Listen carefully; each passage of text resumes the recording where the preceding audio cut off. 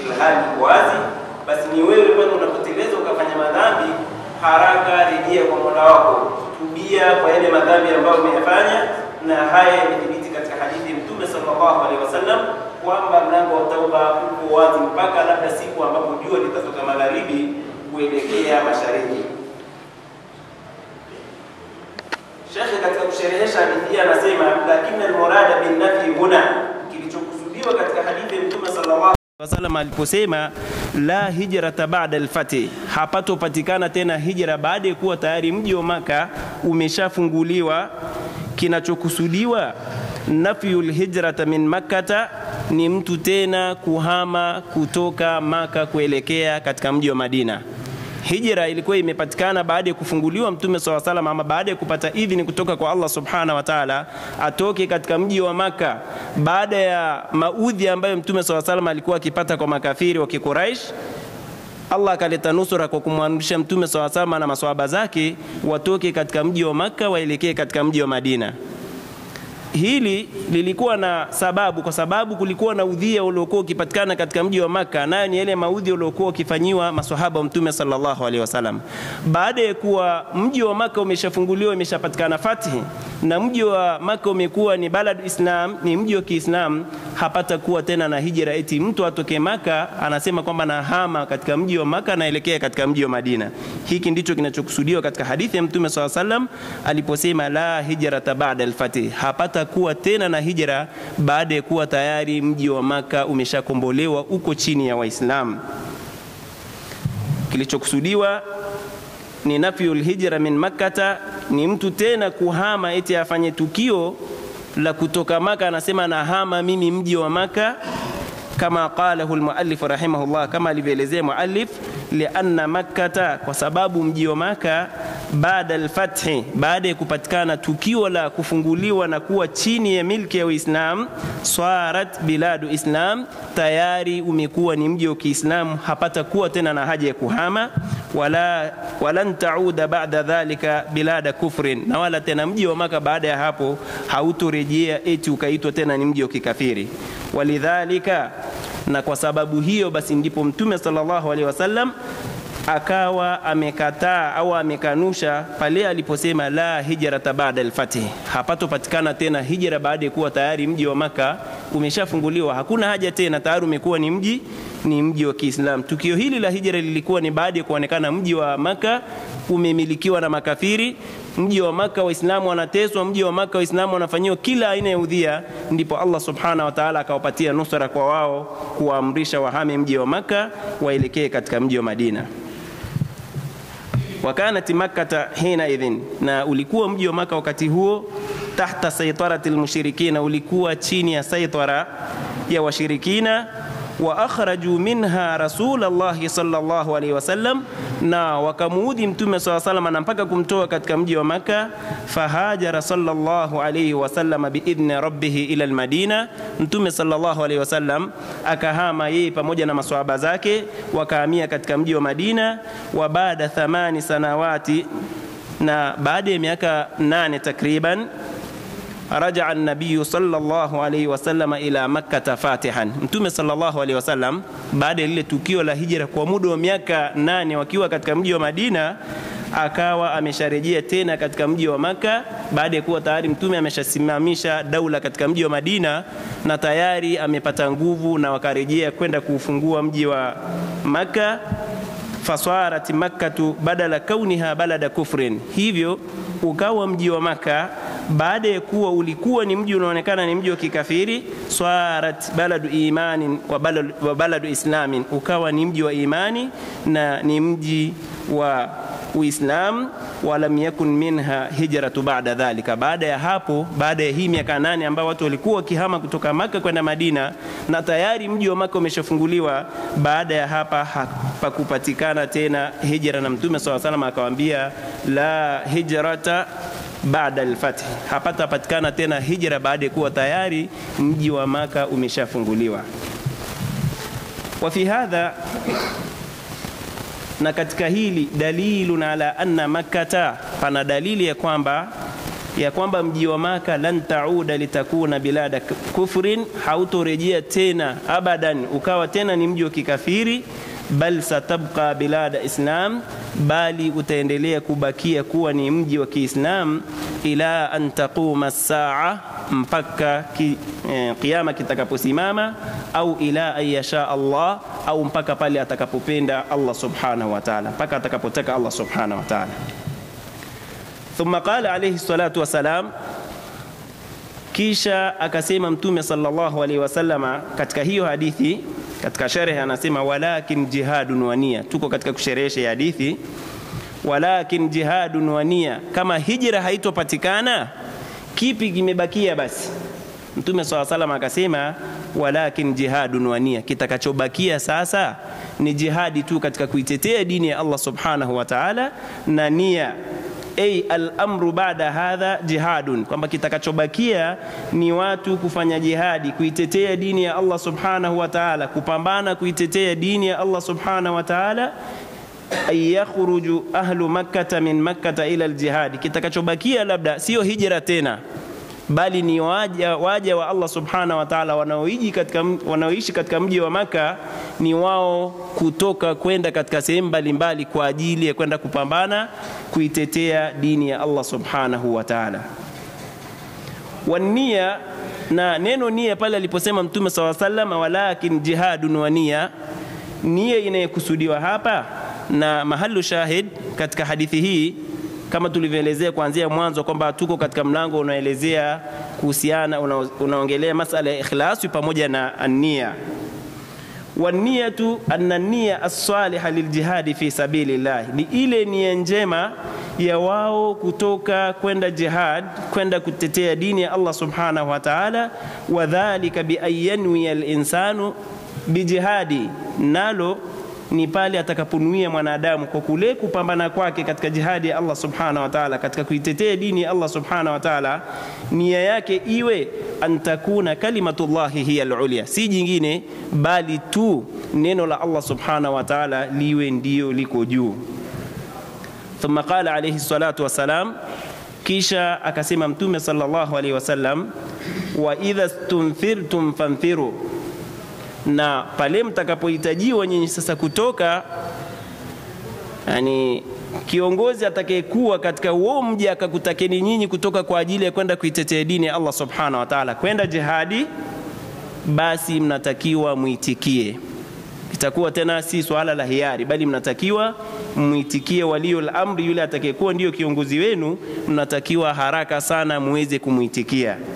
Wa idha stunfirtum fanfiru, na mtakapohitajiwa nyinyi kutoka kwa ajili ya kwenda kuitetea dini ya Allah subhanahu wa ta'ala, yani idha stanfarakum waliyu amrikum liljihad fi sabilillah, yule mtawala wenu, kiongozi wenu atakapokuhitajieni nyinyi kwamba mtoke kwa ajili ya kwenda kupambania dini ya Allah subhanahu wa ta'ala, kwenda jihadi kuitetea dini ya Allah subhanahu wa ta'ala, famthiru wujuban, basi tokeni. Na kufanya hivyo itakuwa ni wajibu, si swala la hiari kwamba nitoke ama nisitoke.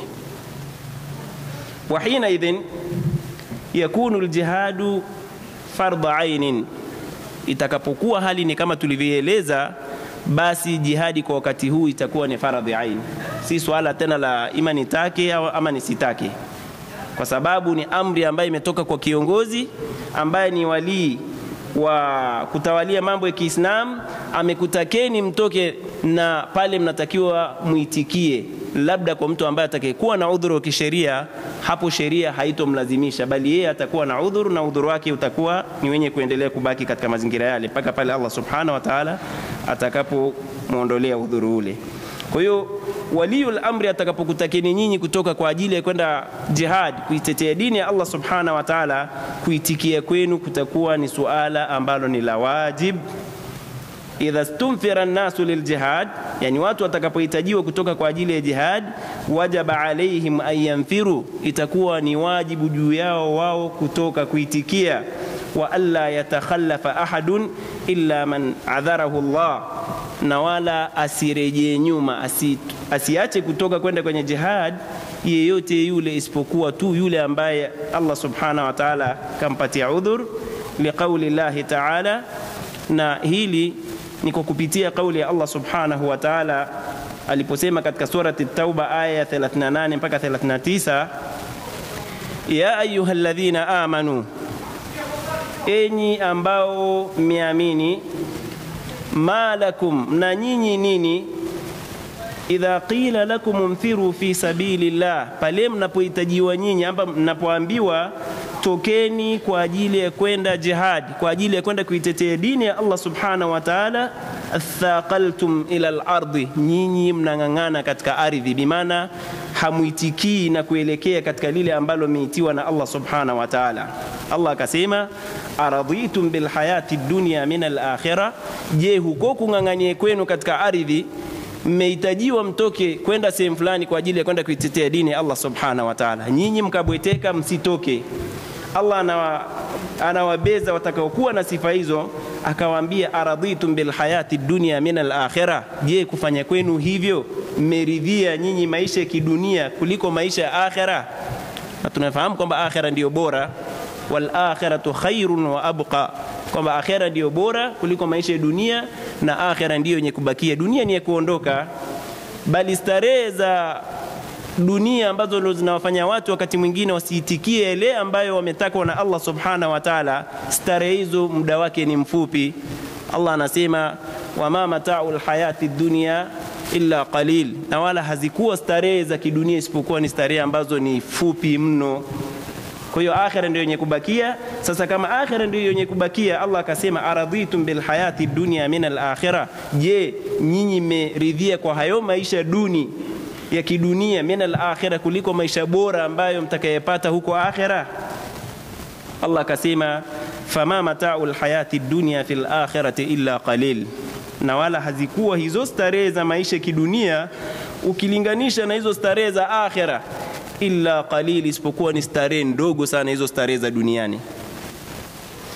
Illa tanfiru yu'adhibukum adhaban alima, yani msipotoka mkaitikia ule wito nyinyi kutoka kwenda kuitetea dini ya Allah subhanahu wa ta'ala, yu'adhibukum adhaban alima, basi atakuadhibuni Allah subhanahu wa ta'ala adhabu ambayo ni kali mno.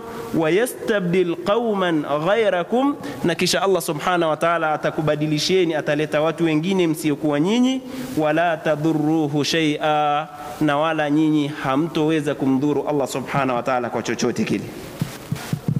وهذا أحد المواضع التي يكون فيها الجهاد فرض عين, na hii ni moja katika zile sehemu ambazo inakuwa farad au inakuwa jihadi ni farad ain, bimaana ni jambo ambalo ni la wajibu, hapo lazima kulitikia, na usipofanya hivyo basi wewe utaingia katika madhambi. Almawdhi athani, sehemu ya pili, idha hadara baldat al-adu, yani adui, yani mko katika mji ambao mko nyinyi, halafu ikatokea maadui kutaka kuvamia mji huo. Ay jaa al-adu hatta wasala ila al-balad, wamekuja maadui mpaka wamefika katika mji husika ambapo ndo nyinyi mko. Wa hasara al-balad, na wakauzingira ule mji. Swara al-jihad farad ain, kadhalika katika kipindi hiki itakuwa jihad, yani nyinyi kupambana kuitetea dini ya Allah subhanahu wa ta'ala itakuwa ni jambo ambalo ni lazima, yani farad ain. Wa wajaba ala kulli ahadin an yuqatila, na kwa wakati huu itakuwa ni wajibu kwa kila mmoja kuweza kupigana. Hatta ala an-nisa'i wash-shuyukhi al-qadirin fi hadhihi al-hal, mpaka hata kwa wanawake kadhalika, au hata wale watu ambao ni watu wazima sana, maadamu kwamba ana uwezo wa yeye kuweza kupambana. Lianna hadha qitalu difa, kwa sababu kitali hii ama vita hivi vitakuwa ni vita vya kujitetea. Kwa hiyo yoyote yule, mpaka mwanamke, mpaka mtu ambaye ameshafikia katika utu uzima sana, na yeye pia maadamu ana uwezo kuweza kupambana, basi kwa wakati huo na yeye pia itakuwa ni faradhu ain. Fayajibu fi hadhihi alhal, itakuwa ni wajibu katika hali kama hii, ayanthira an-nasu kulluhum lidifai an baladihim, itakuwa ni wajibu kwa watu wote, kila mmoja katika watu walio katika sehemu hiyo waweze kudefense mji wao. Almawdhi athalith, sehemu ya tatu ambapo inakuwa jihadi ni faradhu ain, idha hadara as-saff waltaqa as-saffani, Swafu bimaana swafu ya Waislamu na swafu ya makafiri, wameshasimama makafiri wako upande wa pili, Waislamu wako upande wao. Swafu al-kufari wa swafu al-muslimina, swafu moja ni upande wa makafiri na swafu ya pili ni swafu ya Waislamu. Swara al-jihadu hina idhin faradhu ain, kadhalika kwa wakati huu itakuwa jihadi ni faradhu ain. Wala yajuzu li ahadin an yansarifa, na wala haitojuzu tena kwa wakati huo kwa yeyote yule kuweza kuondoka, kama qala ta'ala, kama alivyosema Allah subhanahu wa ta'ala, ya ayyuhalladhina amanu, enyi ambao mlioamini. Ya ayyuhalladhina amanu, enyi ambao mlioamini, idha laqitumul ladhina kafaru zahfa fala tuwalluhumul adbar, mtakapokutana na wale ambao wamemkufuru Allah subhanahu wa ta'ala kwenye swafu ya kivita, fala tuwalluhumul adbar, basi nyinyi msiweze kugeuza migongo yenu, bimaana mkaweza kukimbia vitani.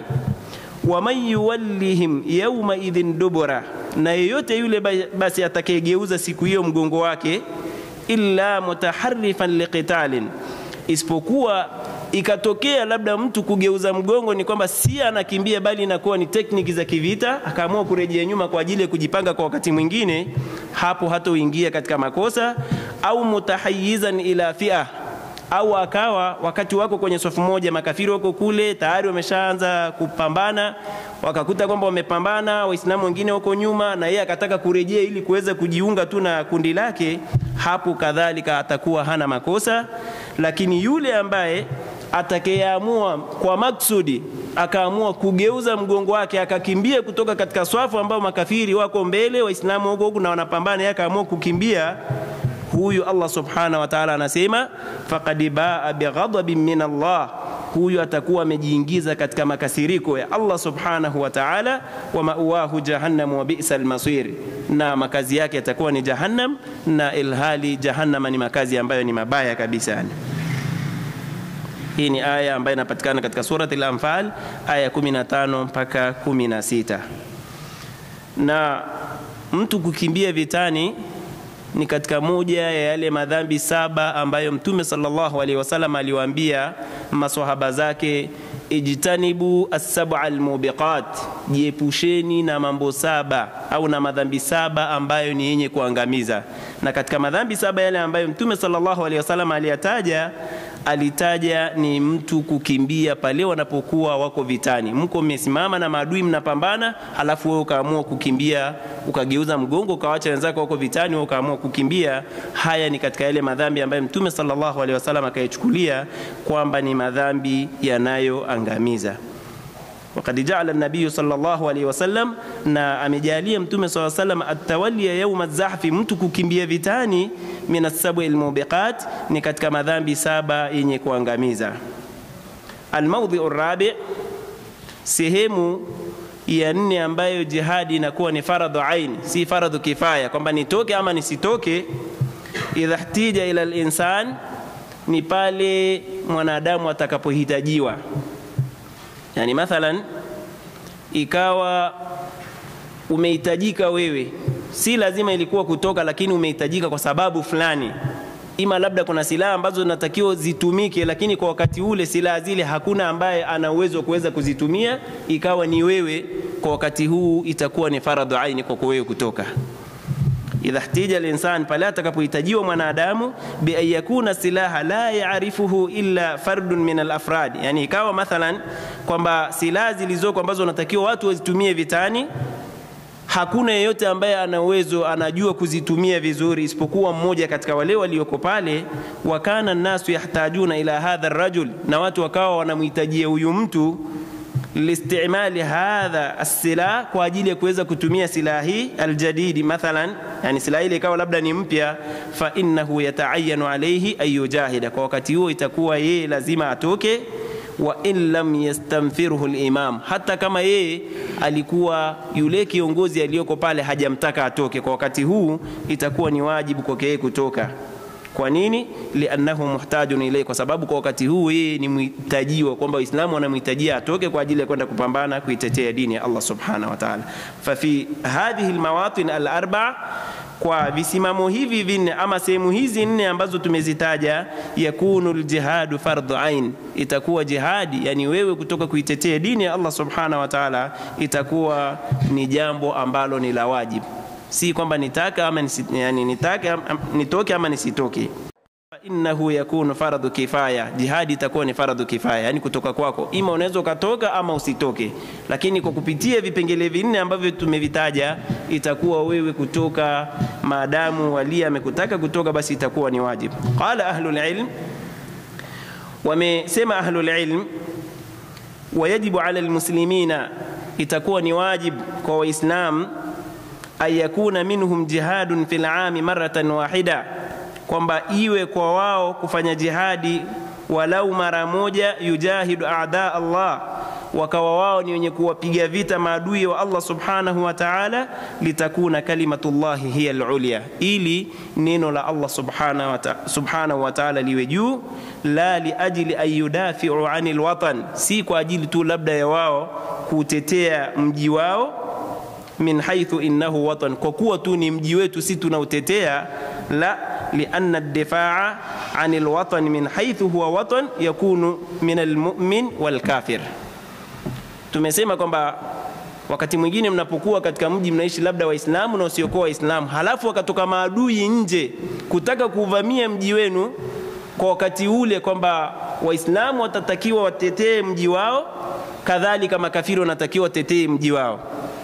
Lakini kwa wakati huo kwa Muislamu yeye atakuwa hatetei mji wake, yani kwa wakati gani Muislamu atalipo kwa wakati huo na ikaonekana kwamba yuko katika jihad au nia yake ikawa inalipwa na Allah subhanahu wa ta'ala, ni pale itakapoonekana kwamba yeye ima anautetea ule mji kwa kuwa ni mji wa Kiislamu, au anatetea difaa alwatan kwa kuwa ni mji wa Kiislamu na kwa ajili ya kuitetea dini ya Allah subhanahu wa ta'ala, la li ajli an yudafi'u 'anil watan, si kwa ajili tu labda anatetea ule mji min haythu annahu watan, kwa kuwa tu ni mji, lianna ad-difaa 'anil watan, kwa sababu kutetea mji peke yake kama mji tu, kwa sababu ndo tunaishi pale, hata kama si mji wa Kiislamu, anasema lianna ad-difaa 'anil watan, kwa sababu kutetea mji min haythu huwa watan, kwa sababu tu ndo mji wangu mathalan, yakunu min al-mu'min wal kafir, hili linapatikana hata kwa muumini na asiyekuwa muumini, yani muumini na kafiri inakuwa ni sawa, hata al-kuffaru, mpaka hata makafiri, yudafi'una an awtanihim, kadhalika wao huitetea miji yao. Hawezi wakakubali tu kuchezeo kwamba maadui wametoka nje kuja kuchezea mji wenu wakakubaliana, hawezi wakafanya hivyo. Lakini al-muslim, lakini tambii, anasema kwa Muislamu, yudafi'u an dinillah, yeye anatakiwa itetee dini ya Allah subhanahu wa ta'ala, fayudafi'u an watanihi, yeye atafanya difaa kwa ajili ya kutetea mji wake, la li annahu watanuhu mathalan, si kwa ajili tu kwamba ni mji wake, walakin li annahu baladu islami, lakini ni kwa sababu umekuwa mji ule ni mji wa Kiislamu, fayudafi'u anhu himayatan lilislam, yeye anatakiwa apambane kwa nia ya kwamba anatetea Uislamu, alladhi halla fi hadhihi albalad, Uislamu ambao au kwa janga lile ambalo limeshapatikana katika mji ule, yeye anatakiwa apambanie kwa nia ya kwamba anatetea mji wa Kiislamu.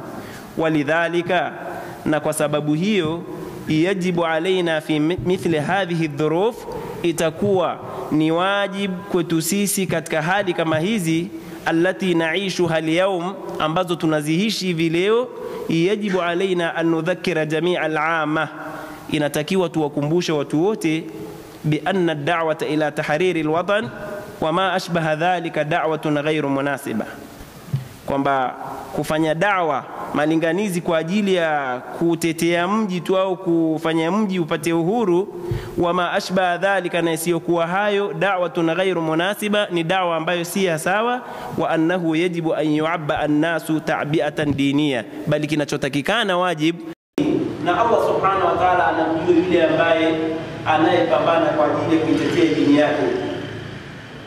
Huyo ambaye kajeruhiwa kwa ajili ya kuitetea Allah subhanahu wa ta'ala, Mtume sallallahu alayhi wasallam anasema, illa jaa yawmal qiyama, atakuja siku ya kiyama, yani hatojeruhiwa yoyote yule katika kuitetea dini ya Allah subhanahu wa ta'ala, illa jaa yawmal qiyama, isipokuwa mtu huyo atakuja siku ya kiyama, wa jarhuhu yath'abu, na ilhali jeraha lake lile linatema damu. Al-launu launu dam, rangi inayotoka katika lile jeraha ni rangi ya damu. Warihu rihul miski, lakini harufu inayotoka katika ile damu inaonekana kwamba rangi ya damu, harufu yake itakuwa ikitoka ni harufu ya miski.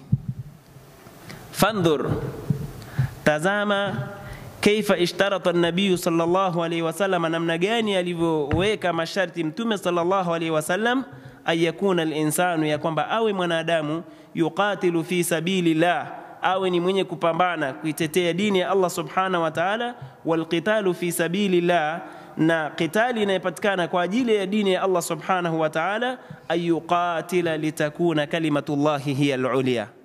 Kifungu hiki muhimu kwamba mtu anapopambana basi nia yake aweke ni kwa sababu ya kuitetea dini ya Allah subhanahu wa ta'ala, ni kwa sababu kalima la Allah subhanahu wa ta'ala lipate kuwa juu. Fayajibu ala talabati al-ilm, kisha Sheikh akasema itakuwa ni wajibu kwa wale talabatul ilm, wanafunzi wanaotafuta elimu, ayubayinu linnasi, wa wabainishia watu, anna alqitala lilwatan, ya kwamba mtu kupigania uinchi tu labda kwa sababu ni nchi yangu, laisa qitalan sahihan, hapo itakuwa sio qitali ambaye ni sahihi. Wa inna ma yuqatilu litakuna kalimatullahi hiya al-ulya, wanatakiwa wajengwe katika mazingira hayo, napambana ili kalima la Allah subhanahu wa ta'ala, neno la Allah subhanahu wa ta'ala liwe juu.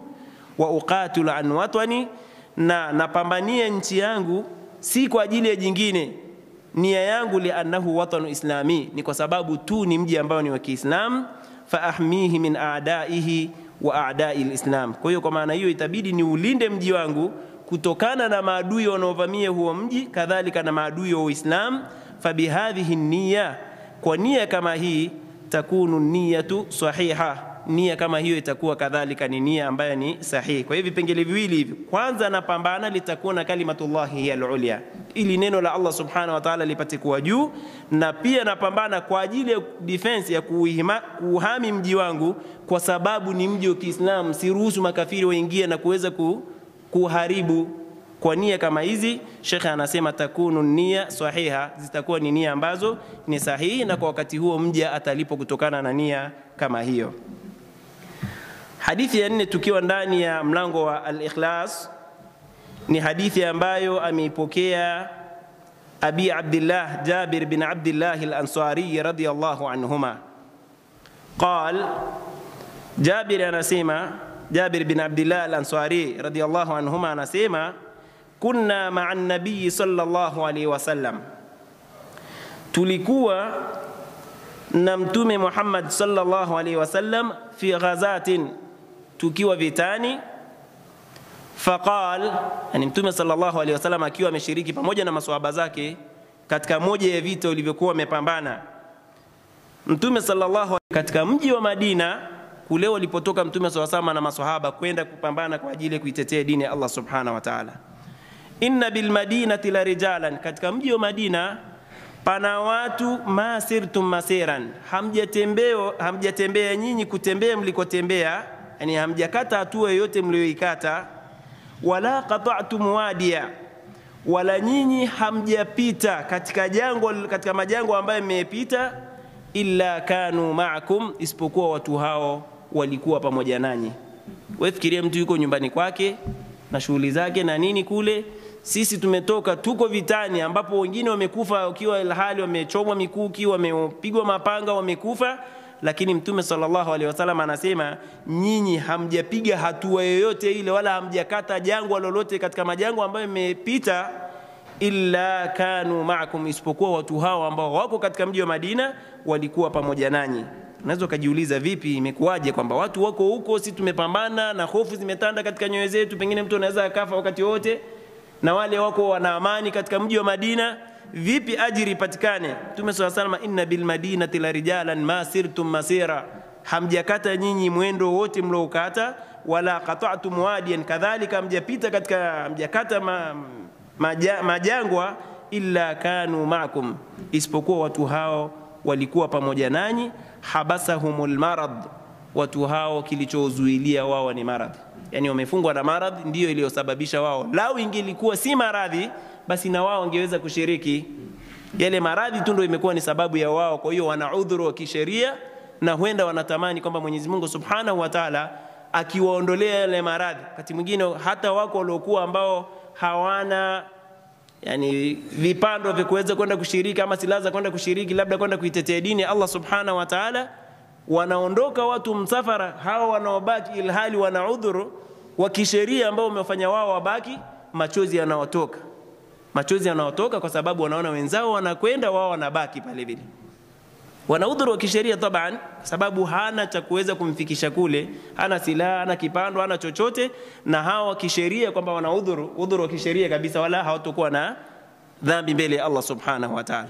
Lakini machozi yanaotoka, wenzao wanaondoka, wanawaacha pale vile. Wanatamani lao na wao pia wangelikuwa wana uwezo kama wenzao, wakaweza wakashiriki pamoja na Mtume sallallahu alaihi wasallam katika kuitetea dini ya Allah Subhanahu wa Ta'ala. Mtume sallallahu alaihi wasallam akasema, inna bil madinati la rijalan ma sirtum masira, katika mji wa Madina kuna watu ambao tumewaacha huko katika mji wa Madina, ma sirtum masira, hamjatembea mwendo wote mlotembea, wala qata'tum wadiyan, wala hamjapita katika majango ambayo mekata, illa kanu ma'akum habasahumul marad, wao wamebanwa au wamezuiliwa tu na maradhi ndio imekuwa ni sababu ya wao kutoka. Wa fi riwaya, katika mapokezi mengine akasema, illa sharakukum fil ajr, isipokuwa watu hao mmeshirikiana sambamba katika ujira mbele ya Allah Subhanahu wa Ta'ala. Illa sharakukum fil ajr, isipokuwa watu hao mtakuwa mmeshirikiana sawa sawa katika ajir. Hadithi hii kaipokea Imamu Muslim.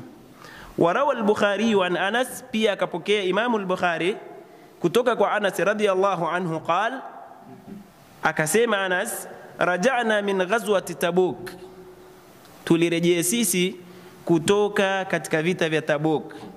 Raja'na min ghazwati Tabuk, tulirejea sisi kutoka katika vita vya Tabuk, ma'a nabii sallallahu alaihi wasallam, tukiwa pamoja na Mtume Muhammadin sallallahu alaihi wasallam. Faqal, kisha Mtume sallallahu alaihi wasallam akasema, baada ya kuwa vita vimeshamalizika, watu wameuawa, wamekufa mashahidi wengine huko, wakati wakiwa katika msafara wa kurejea, Mtume sallallahu alaihi wasallam akawaambia maneno haya, inna aqwaman bil madinati khalfana, hakika watu wako katika mji wa Madina, wako nyuma yetu huko tulikoacha, ma salakna shi'ban, hatujapita sisi katika njia nyembamba. Shi'b ni zile njia ambazo zinapatikana za nyembamba kati ya jabali na jabali, sehemu za katikati kule wanakopita. Ma salakna shi'ban, hatujapita katika njia nyembamba, wala wadiyan, wala katika jangwa, illa wa hum ma'ana habasahumul udhr, isipokuwa watu hao walikuwa pamoja nasi, kilichozuilia wao ni udhuru tu. Kwa hiyo udhuru kwa sababu walikuwa na 1 2 3, ima maradhi au kuna sababu ambayo ni ya kimsingi iliyowafanya wao wasiweze kutoka, hawa wanakuwa wanahesabika na wao walikuwa pamoja na hawa ambao wameshiriki pamoja na Mtume sallallahu alaihi wasallam katika vita. Yani bimaana ya kwamba wao hawakurejea nyuma kwa sababu tu ya hofu au kwa ajili tu wao kutaka wao kuitikia wito wa Mtume sallallahu alaihi wasallam, la, bali walikuwa na udhuru ambao ni kisheria. Famana alhadith, maana ya hadithi hii, anna al-insana idha nawa al-amal as-salih, mwanadamu atakaponuia kufanya amal as-salih, amali njema, amali ya kumridhisha Allah Subhanahu wa Ta'ala, walakinahu habasahu anhu habisun, kikatokea kizuizi cha kumfanya yeye asiweze kutekeleza ile amali ambayo ameinuia kuifanya, fa innahu yuktabu lahu ajrun ma nawa. Allahu akbar. Kwa wakati huu ataandikiwa ujira kutokana na kile alichokinuia. Bado hajafanya, kuna udhuru ambao ni wa kisheria, alinuia kufanya amali ambayo ni njema, ukapatikana udhuru wa kisheria ambao umemzuilia yeye kuto kufanya ile amali aliyokusudia. Kwa wakati huu yuktabu lahu ajrun ma nawa, ataandikiwa ujira wa yale ambayo ameinuia. Ama idha kana ya'maluhu fi hali adami al-udhr, ama atakapokuwa ni mwenye kuifanya ile amal katika kipindi ambacho alikuwa hana udhur, lamma kana qadiran kana ya'malu, alipokuwa kwamba hana udhuru, alikuwa na uwezo wa kufanya na alikuwa akidumu na ile amali anaifanya, thumma ajaza anhu, kisha ikafika wakati akashindwa kuifanya, baada ya hapo, fa innahu yuktabu lahu ajrul amali kamilan, kwa wakati huo ataandikiwa ujira wa ile amali tena ikiwa imekamilika. Hujafanya lakini ile nia tayari ulikuwa unayo na ulikuwa wewe unafanya. Ala sabili almithali, mtu ulikuwa ukifunga Alhamisi na Jumatatu, ni ada yako umejiwekea katika kutekeleza sunna za Mtume Muhammad sallallahu alaihi wasallam. Ayyamul bidh unafunga. Sawa Au unasimama visimamo vya usiku, ikatokea umeumwa pengine katika zile nyakati ambazo wewe siku zote unasimama, ukashindwa kabisa kwamba kusimama, lakini ulikuwa na nia kusimama, na siku zote unafanyaga hivyo, basi wewe utakuwa umeandikiwa ujira ukiwa umekamilika. Utaandikiwa ajrun kamil. فإنه يكتب له أجر العمل كاملا لأن النبي صلى الله عليه وسلم وسبب متوم صلى الله عليه وسلم قال أمسيما إذا مرض العبد atakapougua mja au safara au akawa ni mwenye kusafiri, amesafiri akawa hayuko katika mji wake, kutiba lahu mithla ma kana ya'malu muqiman sahiha, ataandikiwa ujira kwa yale aliyokuwa akiyafanya akiwa nyumbani kwake na akiwa sahihi, bimaana akiwa ni mzima, akiwa na afya. Pengine ameumwa, ameshindwa kutekeleza kwa sababu ya ile maradhi aliyompata, basi ataandikiwa ujira ambao ni kamili. Falmutamanni lilkhair, yule mtu atakayekuwa ni mwenye kutamani kuifanya khairi, alharisu alayhi, akawa ni mwenye kupupia katika kuifanya hiyo khairi, in kana min aadatihi, takapokuwa kwamba katika ilikuwa ni ada yake ama ni kawaida yake kufanya hiyo khairi, yani ada yake, kawaida yake ilikuwa annahu kana yaamalu, alikuwa akifanya hiyo khairi, walakinahu habasahu anhu habisun, kikatokea kizuizi ama sababu udhuru wa kisheria ukamfanya kwamba akashindwa, pengine ameumwa, amesafiri, yuko safarini akashindwa kutekeleza kile alichokuwa kikidumu nacho, kutiba lahu ajruhu kamilan, ataandikiwa ujira ambao ni kamili. Sheikh katika kusherehesha akasema, fa mathalan idha kana al-insanu min aadati, na ni ada yake amejiwekea yeye lazima aswali swala kwa jamaa msikitini, ni ada yake hivyo, sio yule mtu ambaye ni mutahawin, ima ameswali hajaswali, amehudhuria jamaa, yeye jamaa kwake inakuwa tu ni ajihisi kwamba labda imetokea tu sudfa kwamba amekuta iqama na yeye akaingia. Sio aina hiyo, bali yule ambaye amejiwekea mazingira kabla ya adhana, wakati mwingine nia yake kwamba hawai msikitini, au akishasikia tu Allahu akbar, akili yake yote inamshughulisha, kama ni biashara anafunga, kama ni chochote kile, kwa sababu ya kwenda kuwahi swala ya jamaa, sababu ya kwenda kuwahi nini? Swala ya jamaa. Kwa hiyo huyu ilikuwa ni ada yake yeye kuswali swala kwa jamaa, siku zote ni hivyo, labda itokee tu udhuru, walakinahu habasahu habis, ikatokea siku kwamba kuna kitu ambacho kimemfanya yeye akashindwa kuweza kuhudhuria, kanaumin, kama vile labda naum, yani akawa amepatwa na usingizi, umelala, ni kipindi kilikuwa pengine swala iko mbali, ukalala, usingizi ukawa ni mzito ukakupitia mpaka swala ikapita, wewe utaandikiwa ajira ya kwamba ya mtu yule ambaye amehudhuria swala ya nini? Swala ya jamaa, kwa sababu si kawaida yako wewe kuweza kuacha. Anasema idha kana al-insanu min aadati, atakapokuwa mwanadamu ni kawaida yake ayuswali ya ma'al jamaa, kwamba yeye ni kawaida kuswali swala za jamaa fil masjid, msikitini, walakinahu habasahu habisun, lakini kimetokea kizuizi ama udhuru ukambana na akashindwa, kanaumin, kama vile mfano usingizi umempata, sala ya jamaa ikapita, au maradhin, au maradhi yamempata na akashindwa kuhudhuria swala ya jamaa, au ma ashbahahu, au kwa mifano ya haya ambayo yametajwa, fa innahu yuktabu lahu ajrul musalli, huyu ataandikiwa ajir ya yule ambaye ameswali ma'al jamaa tamaman min ghairi naqsin. Yuko nyumbani kwake, ameshindwa kuja msikitini kwa sababu ya udhuru ambao ni wa kisheria, hajiwezi kabisa. Kwa sababu hii huyu atahesabika kwamba yeye ni kwamba ana udhuru wa kisheria, na ataandikiwa ujira ambao umekamilika bila wasiwasi. Wakadhalik idha kana min aadatihi, na pia vile vile itakapokuwa kwa huyu mtu kwamba ni kawaida yake yeye ayuswali tatawuan, kwamba anaswali swala za tatawu, yani swala za sunna, walakinahu mana'ahu minhu mani'un, kikatokea kizuizi kilichomzuilia yeye kutokuswali zile swala za sunna tofauti na zile za faradhi, walam yatamakkan minhu, na wala asiweze kuzifanya au kuzitekeleza zile swala ambazo ni za tatawu, fa innahu yuktabu lahu ajruhu kamilan, huyu kadhalika ataandikiwa ujira uliokamilika. Wakadhalika in kana min aadatihi ay yasuma min kulli shahrin 3 ayyam, kadhalika kwa mtu huyu ni kawaida kwake yeye kufunga kila mwezi siku 3, yale zile ayyamul bidh, masiku meupe. Thumma ajaza an dhalik, ikatokea katika zile siku nyeupe kwamba kuna kizuizi ama kuna sababu ambayo imempelekea yeye akashindwa kuzifunga, wa mana'ahu maniun, ama kipatikana kitu kilichomzuilia, fa innahu yuktabu lahu al-ajru kamilan, kwa wakati huo kadhalika ataandikiwa ujira uliokamilika. Wa ghayruhu min al-amthilati al-kathira, na mifano mingi katika zile a'malu as-salih ambazo ulikuwa ukidumu nazo ikatokea sababu ambayo ni ya kimsingi nimekuzuilia wewe kuzitekeleza, lau sio huo udhur au sio jambo ambalo limekufanya wewe kukuzuilia na kutekeleza ile ibada ungeifanya, kwa wakati huu wewe utaandikiwa ujira ambao umekamilika. Amma idha kana laysa min aadati, upande wa pili sasa, hii ni kwa ile mtu ambaye ni ada yake, ni kawaida yake kufanya hizo ibada katika hizo amalu swali ambazo tumezielezea, lakini kuna mwingine ambaye si kawaida yake, inatokea tu siku akijihisi anafanya, siku akisipojihisi ni hivyo. Amma idha kana laysa min aadatihi ayaf'alahu, itakapokuwa kwa huyo ambaye si kawaida yeye kuziswali labda zile swala za sunna au zile saumu za tatawu au fa innahu yuktab lahu ajru niyya faqat, huyu yeye atalipwa kwa ajili ya ile nia yake tu.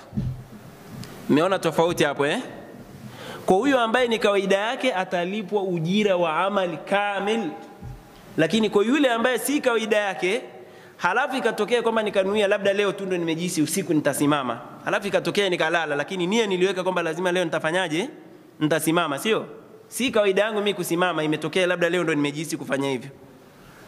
Au kesho ni Jumatatu mathalan, nikaamua kwamba nasema kesho nitafunga, nikaweka nia hiyo, halafu ikatokea udhuru ambao umenizuilia, basi mimi nitalipo kutokana na nini, na nia. Sawa, tofauti na yule wa kwanza kwa sababu ni ada yake, ikatokea habis au kizuizi chochote kilichomzuilia asifanye ile amali aliyokusudia, huyu atalipwa ujira kamili wa amali, kwamba atasabika na yule alofanya ni sawa. Huyu wa pili yeye atalipwa tu kwa ile nia yake tu ambayo amekusudia. Fa innahu yuktabu lahu ajru niyya, yeye ataandikiwa tu ujira wa ile nia faqat, duna ajru al-amal, pasina ya ujira wa amal. Wa dalilu dhalik, na dalili ya hilo kwa haraka anna fuqara as-sahaba radhiyallahu anhum qalu, ya kwamba mafukara wa kiswahaba, mafukara katika maswahaba mtume sallallahu alayhi wasallam, radhi za Allah subhanahu wa ta'ala ziwe juu yao, qalu, walipata kusema kumwambia mtume sallallahu alayhi wasallam, ya rasulullah, ewe mtume wa Allah, sabaqana ahlud duthuri bidarajati alula, yani watu waliopewa yani wenye ujira, yani inaonekana kwamba watu ambao ni matajiri wenye mali zao wameweza kuondoka na daraja ambazo ni ajiri kubwa, yani wana malipo ambayo ni makubwa, darajati ambazo ni kubwa. Sabaqana ahlud duthuri, wametushinda, wametutangulia sisi ahlud duthuri ahlul amwali, watu ambao wao wameruzukiwa mali nyingi, wao wametushinda, wametutangulia sisi kwa daraja, wao wanapata daraja nyingi. Wan naimul muqim, yani inna ahlal amwal sabaquhum bisadaqa, wao wamewatangulia hawa mafukara kwa sadaka. Ikiitwa tu kwamba ama wakalinganiwa watoe sadaka, basi watakuja na kile wanavimiliki.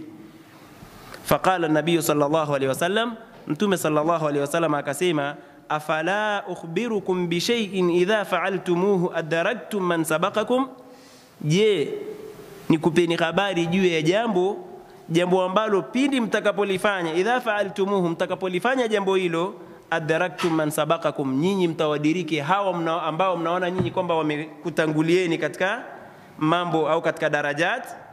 Walam yudrikukum ahadun, na wala hakuna yeyote atakayekudirikini katika amali hizo, illa man amila mithla ma amiltum, labda kwa yule atakayefanya mfano mtakavyofanya nyinyi. Faqal, kisha akasema mtume sallallahu alaihi wasallam, tusabbihuna wa tukabbiruna wa tahmaduna dubra kulli salatin 33, mnatakiwa nyinyi msabbihi Allah subhanahu wa ta'ala. Yani hivi vitendo ambavyo tunavifanya katika zile adhkari ambazo ni adhkari tunazifanya baada ya salawatul mafrudha, ambazo wakati mwingi kwamba tunazipuuza. Mtu akishaingia msikitini, kishamaliza swala, assalamu alaykum wa rahmatullah, assalamu alaykum wa rahmatullah, na kuamka na kutafuta viatu, adhkari hana nafasi nazo kabisa. Mtume sallallahu alaihi wasallam akawaambia, angalia ujira wake jinsi ulivyo. Wenye mali na mali zao, wewe unakuja kuwadiriki kwa amali ambazo ni nyepesi, dakika 5 10 umeshamaliza, umeondoka zako. Akasema, tusabbihuna, mnatakiwa nyinyi msabihi Allah subhanahu wa ta'ala dubara kulli salatin, yani kila baada ya swala zile za faradh, subhanallah subhanallah subhanallah subhanallah mara 33. Watukabbiruna Allah, Allahu akbar Allahu akbar Allahu akbar, watahmaduna dubara kulli salatin, na mnamhimidi Allah subhanahu wa ta'ala alhamdulillah alhamdulillah kila baada ya swala za faradh 33. Fafa'alu, maswahaba wale mafukara sasa, baada ya kuwa wamepita kwa njia za siri, wakamfuata Mtume sallallahu alaihi wasallam kwa ajili ya kushtakia, mbona watu wenye mali nyingi wametushinda ya Rasulullah, wao ajiri wana kubwa sana na daraja ambazo ni kubwa mbele ya Mtume mbele Allah subhanahu wa ta'ala. Waliposikia maneno yale kutoka kwa Mtume sallallahu alaihi wasallam, fafa'alu, wakawa na wao wanaanza kuyafanya sasa. Wakimaliza swala tu, kila mmoja kwa utaratibu, tena kwa khushui kabisa, subhanallah subhanallah subhanallah subhanallah. Fa'alima al-aghniya'u bidhalika, siri siku zote itafichuka tu. Matajiri wakaifahamu ile siri baada ya kutambua kwamba hawa ni kitu gani wanakisema, wakaulizia, wakajua kwamba la, kumbe hawa wanasema 1 2 3. Wakauliza, wapi mmeyapata? Tumeyapata kwa Mtume sallallahu alaihi wasallam, na kwa kuwa ni dini lazima kila mmoja atafanya. Fafa'alu mithla ma fa'alu, wale matajiri na wao ambao ndio wenye mali nyingi, wenye daraja, kwamba wao kiitwa kwa ajili ya kuchangia labda dini ya Allah subhanahu wa ta'ala, wao wanatoa mali nyingi, na wao pia wakafanya kama vile wanavyofanya hawa mafukara, wakawa ni wenye kumsabihi Allah subhanahu wa ta'ala, ni wenye kumkabiri Allah subhanahu wa ta'ala, ni wenye kumhimidi Allah subhanahu wa ta'ala. Fajaa al-fuqara ila rasul sallallahu alaihi wasallam, mafukara wakaja kwa Mtume sallallahu alaihi wasallam, waqalu, kisha wakasema, ya Rasulullah, ewe Mtume wa Allah, sami'a ikhwanuna ahlul amwali bima fa'alna, jamaa zetu wale ambao ndio wenye mali nyingi wamesikia haya tunayesema, na wao kadhalika wakaanza kufanya kama vile tunavyofanya sisi.